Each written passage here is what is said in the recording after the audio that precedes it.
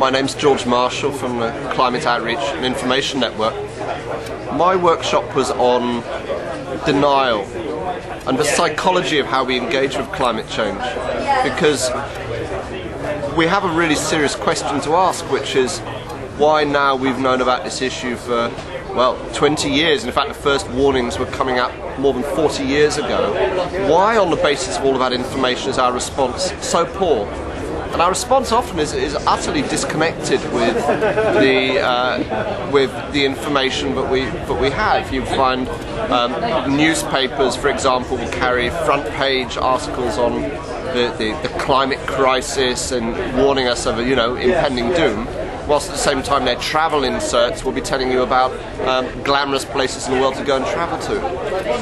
We're living in really unusual and strange times, and one of the things which is unusual about it is that we appear to be holding simultaneously the information about climate change and the lack of personal engagement. So there's an utter disconnection between the two sides, what we know and what we do. I think that there are psychological explanations for that in the case of climate change bear marked similarity to how societies have responded or failed to respond to mass human rights abuses.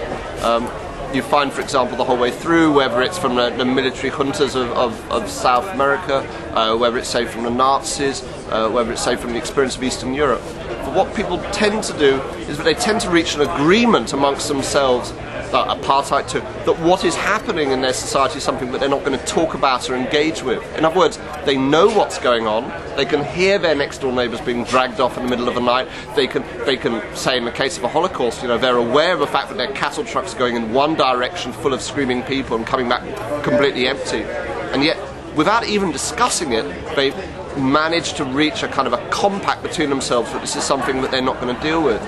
I think we've got something very similar happening with climate change. I think also, similar to human rights abuses, we're finding a diffusion of responsibility, that people know about something but they're all waiting for someone else to do something about it.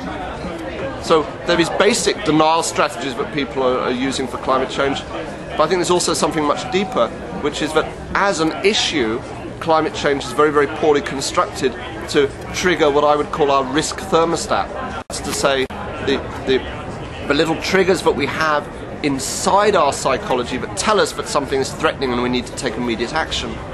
Things which are very immediate, happening now, have direct implications, and above all, where we can see that there is a recognisable threat or a recognisable enemy, are things we respond very fast to. Climate change has none of these things. It's in the future, it doesn't have a clear enemy,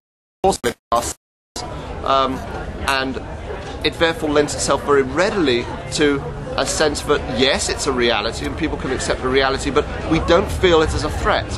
And feeling is fundamental to belief.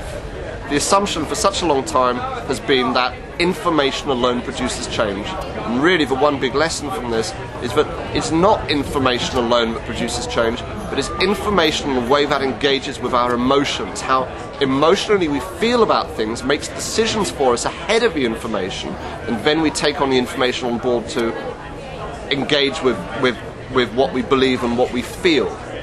So that is why, for example, skeptic arguments saying climate change isn't a problem are so effective, because intuitively people do not accept the risk or the threat of climate change, and then what they do is they construct the reasons and the justifications for why they're not going to believe in it.